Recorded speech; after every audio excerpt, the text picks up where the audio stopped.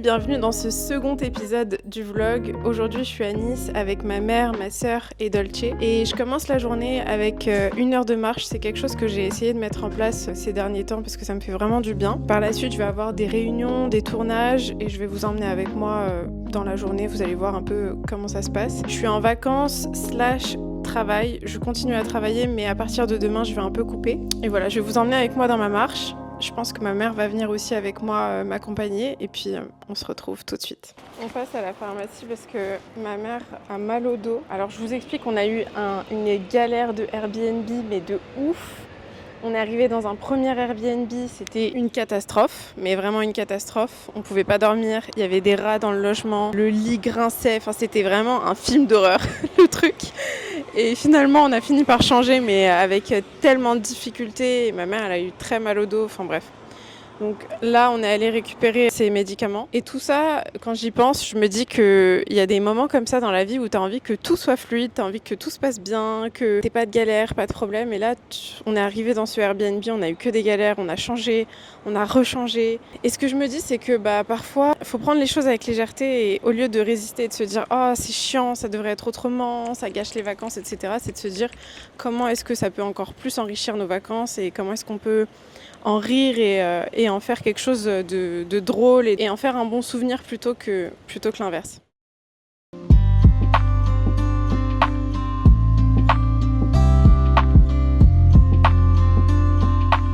J'ai été hyper challengée ces derniers temps, que ce soit dans ma vie perso, dans ma vie pro. Je sais pas si vous avez vu sur Instagram, je vous ai partagé une situation qui m'arrivait avec une personne que je connais, que j'ai aidée, que j'ai coachée, qui a repris absolument tout ce que je fais pour se créer une notoriété sur les réseaux, qui me copie de A à Z dans absolument tout, dans mes mimiques, dans mes gestuels, dans ma manière de parler, dans les mots que j'utilise, dans mes silences, enfin dans absolument tout.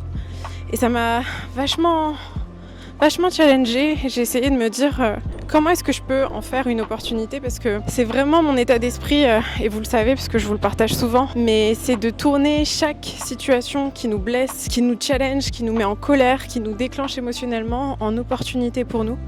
Parce que si on n'apprend pas à faire ça, on peut tomber à terre et on se relève pas forcément. Alors que quand t'es challengé, franchement, c'est garanti qu'on va être challengé. Ça fait partie de la vie, ça fait partie du jeu. Si on est vivant, on va être challengé, on va avoir des problèmes, on va avoir des situations qui nous blessent, qui nous challengent. Mais quand t'apprends à en faire quelque chose de positif et de bénéfique pour toi, tu deviens inarrêtable, tout simplement. Tu deviens presque invincible parce que t'as plus peur des challenges.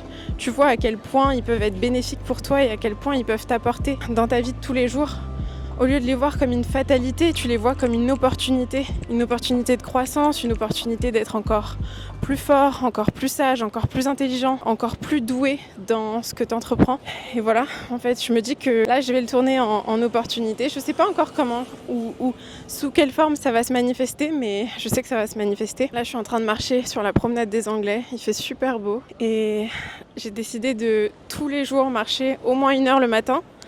Parce que j'ai remarqué à quel point j'étais tellement statique dans ma vie. Je suis tout le temps derrière l'ordi, derrière la caméra.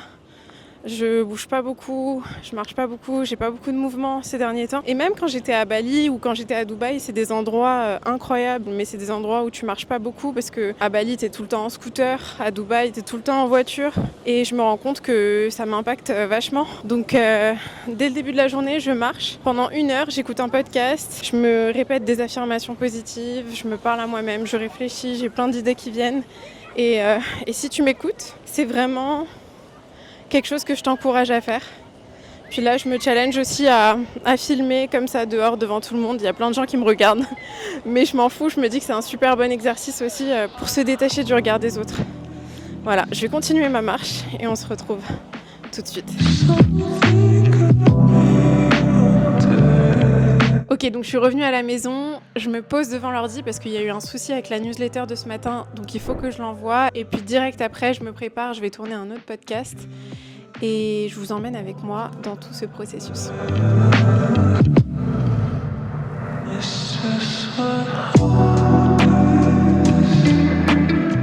Bon, je me suis douchée, habillée et là je vais me maquiller parce que on dirait que j'ai pas dormi depuis 3 jours.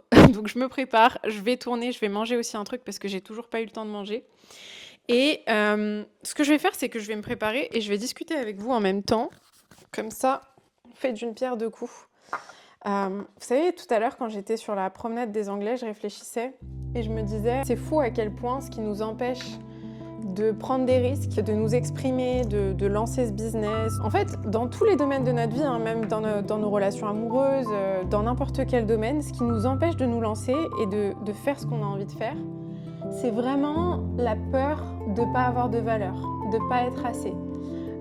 Tu as envie de prendre la parole sur les réseaux sociaux, ce qui te freine, c'est pas le jugement des autres, c'est ton propre jugement sur toi-même que ce que tu as à offrir, c'est pas assez pour apporter de la valeur aux autres. Tu as envie de date quelqu'un, de rencontrer quelqu'un, de peut-être te lancer dans une relation amoureuse et voilà, aller sur les applis de rencontre. T'oses pas parce que tu as l'impression que de toute façon t'as pas de valeur, que de toute façon personne ne voudra de toi, machin. Et en fait, c'est toujours, quand on regarde dans tous les domaines de notre vie, ce sentiment de pas avoir de valeur, de pas être assez comme on est, pour être accepté, pour être aimé, pour être vu, pour être écouté, pour être attirant aux yeux des autres en fait, à tous les niveaux. Quand je parle d'attirance, je parle pas vraiment juste d'attirance physique, je parle de vraiment de manière générale. Souvent, on a ce sentiment de pas être assez pour plaire aux autres. Et le switch le plus important que tu pourras faire à ce niveau-là et qui te permettra de vraiment amener ta vie à un autre niveau, que ce soit dans tes relations, dans ton business, dans tous les domaines, c'est vraiment de commencer à voir ta propre valeur. Quand tu vois ta propre valeur, tu deviens magnétique, tu deviens beaucoup plus attirant parce que tu n'as plus ce besoin viscéral que les autres reconnaissent ta valeur. Et étant donné que tu n'as plus ce besoin viscéral, bizarrement, paradoxalement, les autres reconnaissent qui tu es beaucoup plus facilement. Voilà, je suis très pipelette aujourd'hui. Je vais finir de me préparer et puis je vous emmène dans les backstage de mon podcast.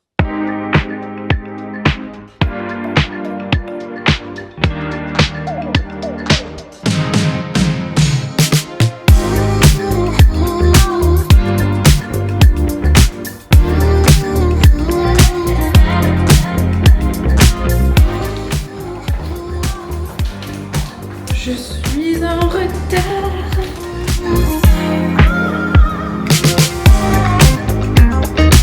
Là, j'ai fini l'interview du podcast.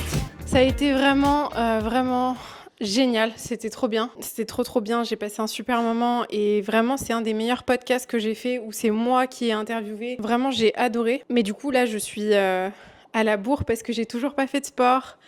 J'ai rangé un petit peu en attendant, j'ai oublié de filmer. Je vais faire un peu de sport, un peu de pilates. Je vais pas faire un truc très compliqué parce que il est déjà un peu tard, il est presque 18h et je suis un peu KO parce que là j'ai tourné 3 podcasts toute seule. J'ai fait le podcast cet après-midi où je suis interviewée et il me reste encore plein de trucs à faire. Je vous promets que quand on entreprend, ça s'arrête jamais. Il y a toujours 10 000 trucs à faire qui s'enchaînent et c'est peut-être moi qui suis mal organisée, je sais pas. Mais bref, là je vais faire les pilates. Ensuite, je vais me doucher, je vais me préparer.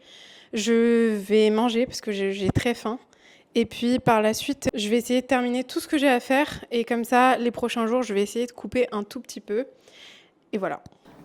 Bon, là, ça y est, je suis prête. Juste, faut que je me coiffe parce que effectivement, mes cheveux, c'est pas trop ça, comme vous pouvez le constater. Je vais prendre Dolce avec moi. On va rejoindre ma mère et ma sœur. On va essayer de louer une voiture parce qu'on voudrait aller en Italie demain. Et voilà.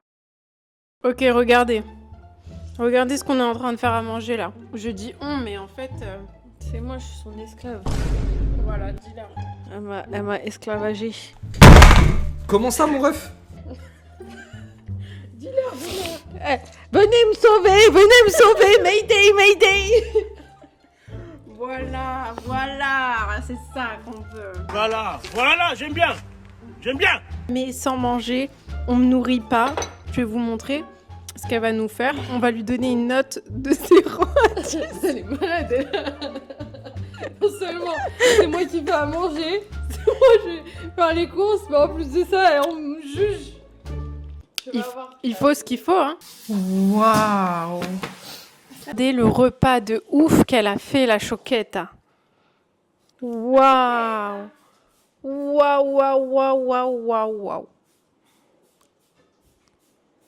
J'ai trop faim. J'ai trop faim.